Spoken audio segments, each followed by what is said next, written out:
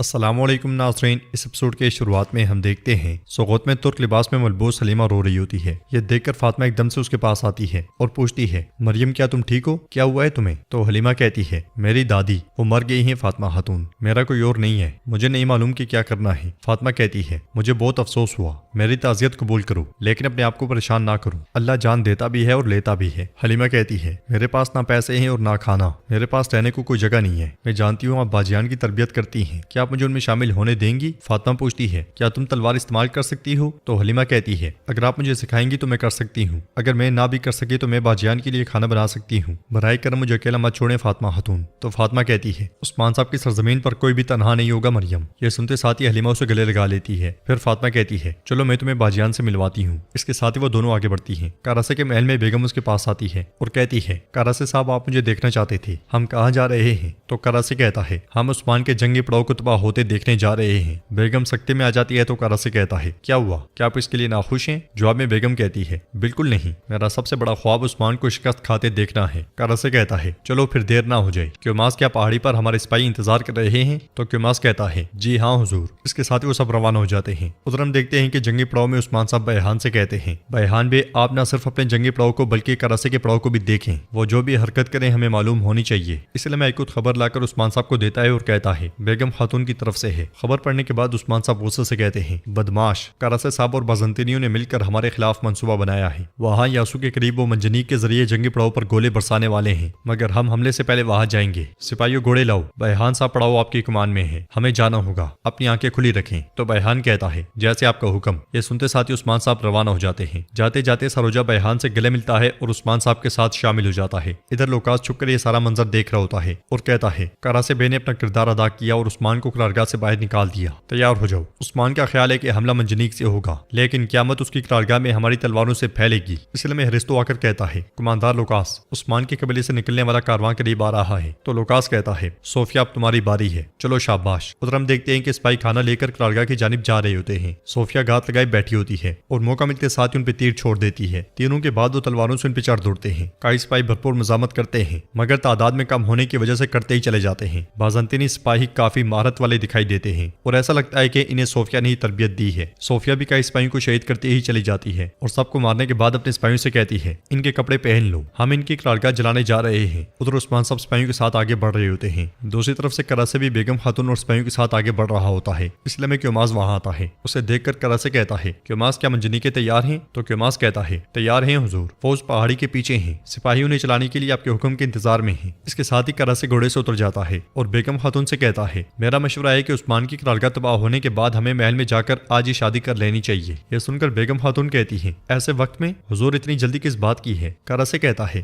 بہت سے دوست، دشمن، غدار اور جاسوس ہیں، بہت سے لوگ میری پیٹ میں چھرا گھونپنا چاہتے ہیں بیگم خاتون، مجھے کسی بھی وقت کچھ بھی ہو سکتا ہے، اس لیے شادی کر لیتے ہیں، اگر میں جنگ میں مر گیا تو میری تمام جائیداد آپ کی ہو جائے۔ بیگم کہتی ہے، اللہ آپ کو لمبی عمر عطا فرمائے، میں مال کی لالچ نہیں رکھتی، مجھے صرف اپنا بدلہ لینا ہے اور میں صرف یہی چاہتی ہوں۔ اس کے ساتھ ہی وہ سب آگے بڑھ جاتے ہیں۔ ادھر ہم دیکھتے ہیں کہ فاطمہ حلیمہ کے ساتھ قبیلے میں داخل ہو رہی ہوتی ہے اور حلیمہ کو خوش دیکھ کر کہتی ہے، تم بہت پرجوش لگ رہی ہو مریم۔ تو حلیمہ کہتی ہے، آپ نے مجھ پر بڑا احسان کیا ہے، صبح جب میں اٹھی تو مجھے لگا کہ میں تنہا ہوں، لیکن آپ کا شکریہ، آپ نے میرا سب سے بڑا خواب پورا کر دیا۔ اس کے ساتھ ہی وہ دونوں گھوڑے سے اتر جاتی ہیں اور فاطمہ کہتی ہے، آؤ تمہارے لیے خیمہ تیار کریں، پھر ہم باجیان کی تربیت والی جگہ جائیں گی۔ حلیمہ پوچھتی ہے، کیا بالا خاتون مجھے باجیان میں شامل ہونے دیں گی؟ تو فاطمہ کہتی ہے، بالا ماں کو خوش کرنا مشکل ہے لیکن وہ تمہیں قبول کر لیں گی۔ اس کے ساتھ ہی وہ دونوں آگے بڑھتی ہیں۔ بالا خاتون گونجا کے ساتھ قبیلے میں ٹہل رہی ہوتی ہیں۔ آگے بڑھتے بڑھتے گونجا ایک طرف ہو جاتی ہے اور بالا خاتون قسمت سے پوچھتی ہیں، کیا فاطمہ ابھی تک نہیں آئی؟ تو قسمت کہتی ہے، وہ آ گئی ہیں اور ایک خاتون ان کے ساتھ مہمان ہیں۔ یہ سن کر بالا خاتون کہتی ہیں، مہمان، اللہ کرے خیر ہو۔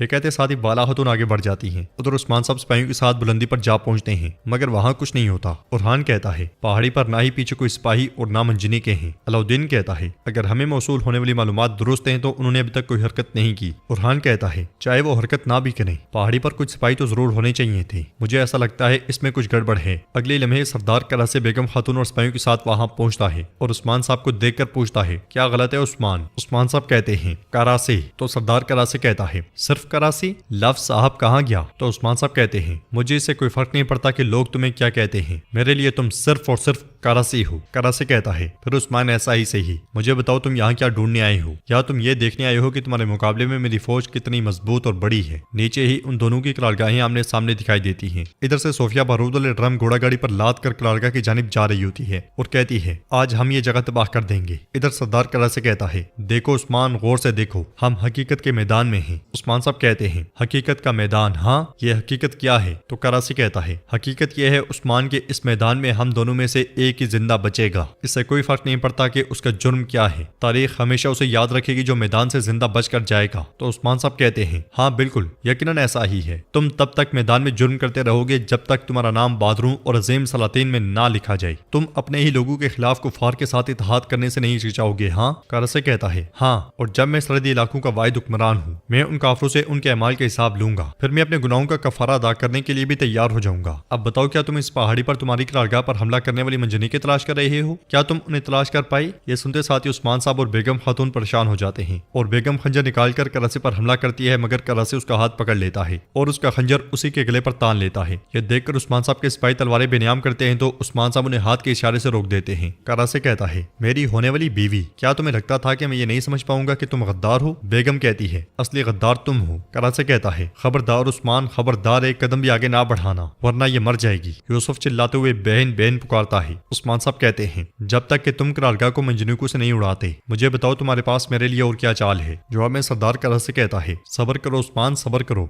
मैंने तुम्हें यहाँ बेमकसद नहीं बुलाया। यकीनन तुम देखोगे। करारगाह में बयान सिपाहियों को देख रहा होता है। सोफिया अपने सिपाहियों के पीछे छुपी करारगाह के बाहर पहुंचती है। लोकास भी सिपाहियों से कहता है, तैयार हो जाओ, ये जगह खून की वादी बन जाएगी। सोफिया सिपाहियों से कहती है, सामने मौजूद जाली हटा दो और सिपाहियों को मार डालो। ये सुनते साथ ही सोफिया के चंद सिपाही आगे बढ़ जाते हैं और सोफिया घोड़ा गाड़ी से उतर जाती है। इस हलचल में बयान उसे देख जाता है तो सिपाहियों से कहता है, सिपाहियों अपनी जगह ले लो। सोफिया तीर के साथ आग लगाकर उसे घोड़ा गाड़ी पर तान लेती है। घोड़ा गाड़ी करीब से करीब तर होती जाती है। उसे देखकर बयान कहता है, आतिशी बारूद, मैं ये नहीं होने दूंगा। ये कहते साथ ही वो तीर के साथ एकदम आग लगाता है और सोफिया से पहले ही बारूद करारगाह के बाहर उड़ा देता है। बहुत ही जोरदार धमाका होता है। बजंतीनी सिपाही, कई सिपाही और बयान भी दूर दूर जा लगते हैं। ये देखकर सोफिया को बहुत गुस्सा आता है। बुलंदी पर से उस्मान साहब भी ये सारा मंजर देख रहे होते हैं और उनकी आंखें खुली की खुली रह जाती हैं। करा से खुश हो रहा होता है। लुकास कहता है, इसे अंदर जाकर फटना चाहिए था। ये कहते साथ ही वो करारगाह की जानिब बढ़ता है। सोफिया भी करारगाह की जानिब दौड़ती है। उधर करासी उस्मान साहब से कहता है, मैंने तुमसे कहा था कि जो मुझसे दुश्मनी करता है, मेरी बेइज्जती करता है, मैं उसे बर्बाद कर देता हूँ। तुम अब मैदान जंग में अपनी लापरवाही की कीमत चुकाओगे। मेरे साथ लड़ाई से पहले ही तुम्हें मैदान जंग में की गई अपनी लापरवाही की सजा करारगाह की सूरत में मिल गई। उस्मान साहब तलवार बेनियाम करते हुए कहते हैं, तुम मैदान जंग में आए हो, तुम पर जंग के बगैर मौत हराम है। करासी तो करासी कहता है, खबरदार, अगर तुम चाहते हो कि बेगम जिंदा रहे, फिर गौर से नीचे देखो। इस धुएं को कभी ना भूलना जो तुम देख रहे हो। मैं जब मैदान जंग में तुम्हारा जिस्म अपने पैरों तले रोंदूंगा, उस वक्त अच्छी तरह याद रखना मैंने तुम्हें कितना बेबस किया और किस तरह तुम्हारे बाजू बांधे। उस्मान साहब कहते हैं, ये तुम्हारी आखिरी चाल है, ये तुम्हारा आखिरी धोखा होगा। अब हथियार निकालो और सामने आओ। बेगम खातून को छोड़ो। मगर करासी कहता है, आज तुम्हारे लिए इतना नुकसान काफी है, कल के लिए अपनी ताकत इकट्ठी करो। जैसे तुमने मेरे किले के साथ किया था, वैसे ही मैं आज बेगम खातून के साथ करूंगा। लोकास तुम्हारी करारगाह को तबाह कर देगा। ये कहते साथ ही करासी बेगम को लेकर पलट जाता है। तो यूसुफ कहता है, बहन फिक्र ना करना, हम आपको बचा लेंगे। तो बेगम कहती है, फिक्र ना करो, मुझे कुछ नहीं होगा। जाते जाते करासी कहता है, दौड़ो उस्मान दौड़ो, तुम्हारी करारगाह में कई जाने जाया हो रही हैं। उस्मान साहब अलबाई और यूसुफ से कहते हैं, करासी के पीछे जाओ और बेगम खातून को वापस लेकर आओ, हम करारगाह जा रहे हैं। ये कहते साथ ही उस्मान साहब पलट जाते हैं और नाज़रीन एपिसोड भी इख्तिताम पजीर होती है। अगर आपको वीडियो पसंद आए तो वीडियो को लाइक कर दें, चैनल